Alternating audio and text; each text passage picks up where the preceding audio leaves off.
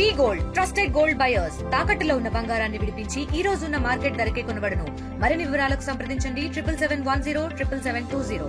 తిరుమల స్వామివారి పరకామణిలో రవికుమార్ చేతివాటానికి సంబంధించి పెద్ద చర్చనీయాంశంగా మారింది. అయితే ఈ యొక్క అంశం పట్ల ఇప్పటికే టీటీడీ బోర్డు మెంబర్స్ కావచ్చు, ఇటు కరుణాకర్ రెడ్డి కావచ్చు, ప్రెస్ మీట్ నిర్వహిస్తూ ఒకరిపై ఒకరు వాదోపనాలు చేసుకుంటున్నటువంటి పరిస్థితి. అయితే తాజాగా జనసేన నేతలు కూడా ఈ అంశం మీద స్పందించడం జరిగింది. ఏదైతే రవికుమార్ అసలు బతికే ఉన్నాడా లేదా అన్నటువంటి అనుమానం కూడా జనసేన నేతలతో తెలియజేస్తున్నటువంటి పరిస్థితి. ప్రస్తుతం మనతో పాటు కిరణ్ రాయలు ఉన్నారు. ఏదైతే రవికుమార్ అన్నటువంటి వ్యక్తి అసలు బతుకున్నాడా లేడా అన్నసరి మీరు అనుమానం వ్యక్తం చేస్తున్నారు. ఏంటి అసలు దీని పరిస్థితి అన్న? తిరుమల తిరుపతి దేవస్థానంలో ఒక తప్పు జరిగితే, ఒక దొంగతనము, టికెట్లు అమ్ముకున్నా, లడ్లు అమ్ముకున్నా, వడలు అమ్ముకున్నా, వాడిని పట్టుకుంటే పెద్ద పేపర్లు ఆర్టికల్ పట్టుకొని వాడిని స్టేషన్లో ఎస్ఐలు పోలీసులు కూర్చోబెట్టి పెద్ద నేరస్తుని పట్టుకున్నారని చెప్పి బిల్డప్లు ఇస్తారు. 300 కోట్లు కొట్టేస్తాడని ఎవరు చూపిలేదేమి? ఏడన్నాడు? మీరు అసలు రాజీపడి లోక్ అదాలతో చేసుకోవాల్సిన కేసు అది. ఎవరు డబ్బులు? అది ధర్మారెడ్డి డబ్బులు కాదు, ఆ గతంలో ఉన్న సీఎల్ ఎస్ఎల్ డబ్బులు కాదు, అది మా డబ్బులు, వెంకటేశ్వర స్వామి డబ్బులు అవి. మా డబ్బులు మేము ఉండిలో దేవునికి వేసి మీరు కాజేసి మీరు వాటలు వేసి పంచుకొని దొరికినాడు దొంగ మేము వదిలేసినామంటే నువ్వేమో పాస్టరా చర్చిలో అయ్యా క్షమించండి అంటే నీళ్ళు వదిలేదానికి కాదండి. వెంకటేశ్వర స్వామి డబ్బులు 300 కోట్లు కొట్టేశారు, 100 కోట్ల పైనే మాట ఇది. కాబట్టి ఇవన్నీ బయట తీసుకురావాల్సిన బాధ్యత ఉంది. ఎక్కడెక్కడ ప్రాపర్టీలు ఇచ్చారు టీటీడీకి, ఎక్కడెక్కడ ఇచ్చారు, అసలు అవాకైపోయారు. దేవుని డబ్బులు కొట్టేశారంటే ఏం చేస్తామని అనేసి. కాబట్టి ఒకటే అండి, మేము అతను ఉన్నాడా లేదా అనుమానం ఉంటే ఈ పాటికి చూడాలి బయటికి, లేదా అతను బయటకు వచ్చి మాట్లాడాలి. రెండోది, అతని తరపున ఎవరైనా వచ్చి మాట్లాడాలి.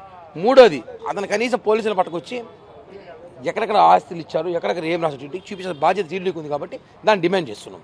అంతేగాని మాకు రవికుమార్ వ్యక్తిగతంగా ఏం కాదు.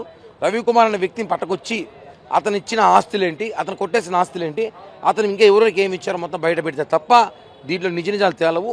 కానీ ప్రతి రూపాయి కూడా వెంకటేశ్వరం వసూలు చేసి టీటీడీకి వేసే బాధ్యత అయితే ఈ ప్రభుత్వం మీద ఉందన్న.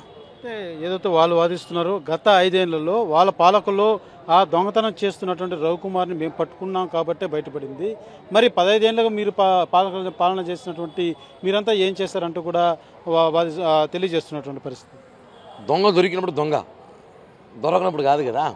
ఇప్పుడు అతను దొంగతనానికి ఈ రోజు పట్టుబడినాడు అంటే గతంలో కూడా అతను చేస్తుండొచ్చు కదా. అతనే చెప్పాడు 20 ఏళ్ళు చేస్తున్నాడు చెప్పాడు కదా. 20 ఏళ్ళు చేసుకున్నప్పుడు దొరికింది. ఇప్పుడు మొన్న దొరికాడు.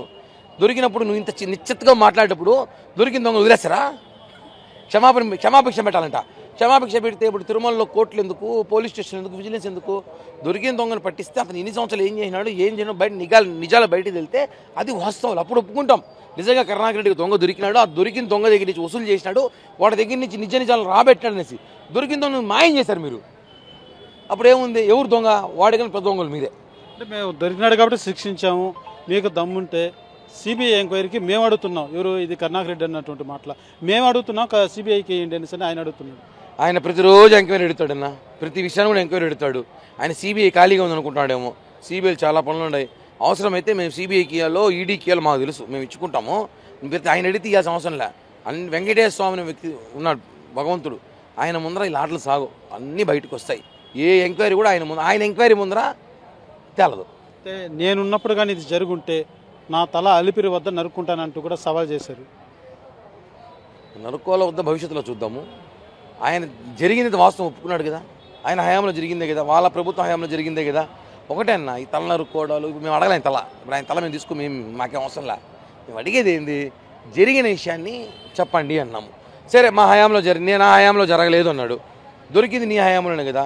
తిరుపతి తిరుమల ఎమ్మెల్యే మీరే కదా.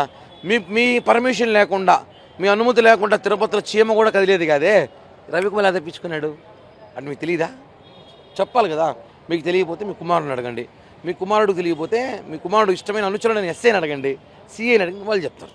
ప్రధానంగా దీనికి సంబంధించి ఏదైతే హిందువుల మనోభావాలు దెబ్బతీసేలాగా కూడా దీన్ని రాజకీయ కోణంలో చూస్తున్నారంటూ కూడా వాదనలు నిలబడుతున్నటువంటి పరిస్థితి. దీన్ని ఏ రకంగా చూడాలంటారు?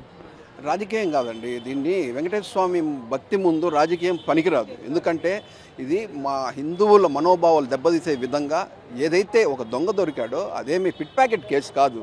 ఏదో పిటి కేసు లాగా, పిట్ ప్యాకెట్ కేసు లాగా లోక్ అదాలత్లో క్లియర్ చేయడము, దాన్ని సెటిల్ చేసుకున్నామని. లోక్ అదాలత్లో ఇలాంటి కేసులు, దొంగతనాల కేసులు సెటిల్ చేయరు. ఏదైతే ఇద్దరి మధ్యలో తగాదా ఉంటే అలాంటి కేసులే లోక్ అదాలత్లో సెటిల్ చేస్తారు. ఎప్పుడైతే దొంగతనము అనే విషయం, అది శ్రీ వెంకటేశ్వర స్వామి ఇష్టమైన భక్తులు వచ్చి వాళ్ళ కష్టాన్ని హుండీలో వేసే డబ్బులు అతను మరీ ప్రత్యేకంగా డాలర్సే చూసి ఎన్నుకునేసి వజ్రాలే చూసి ఎన్నుకునేసి ఇవే విలువైతే, ఎందుకంటే 100 రూపాయలు ఎత్తుకున్న ఎన్ని వందలు ఎత్తుకుంటే అన్ని కోట్లు అవుతుంది.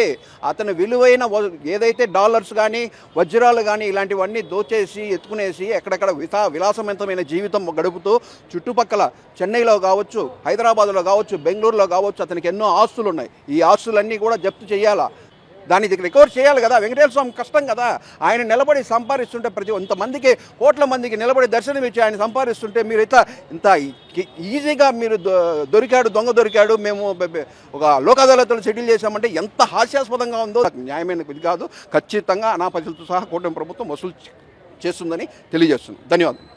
ఏదైతే జనసేన నేతలంతా కూడా ఖచ్చితంగా రవికుమార్ మీద ఇన్ని ఆరోపణలు ఇంత జరిగినప్పుడు ఆ రోజు నుంచి ఈ రోజు వరకు కూడా రవికుమార్ ఇంతవరకు ఎక్కడే కానీ కనపడినటువంటి పరిస్థితి, అసలు ఉన్నాడా లేదా అన్నటువంటి అనుమానం కూడా వీళ్ళు వ్యక్తం చేస్తున్నటువంటి పరిస్థితి. అయితే ఖచ్చితంగా స్వామివారి ఖజానాకు గండి కొట్టినటువంటి అతన్ని మాత్రం వదిలేది లేదు. అతనితో పాటు చేతులు కలిపినటువంటి వారి వివరాలు కూడా అతి త్వరలోనే తెలియజేస్తాం.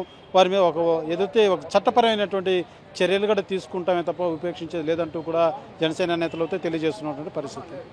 కెమెరా పర్సన్ కోటితో సురేష్, RTV తిరుపతి. ఇండియా పాకిస్తాన్ ఉద్రిక్తతలపై లేటెస్ట్ అప్డేట్స్ కోసం డౌన్లోడ్ చేసుకోండి RTV లైవ్ యాప్.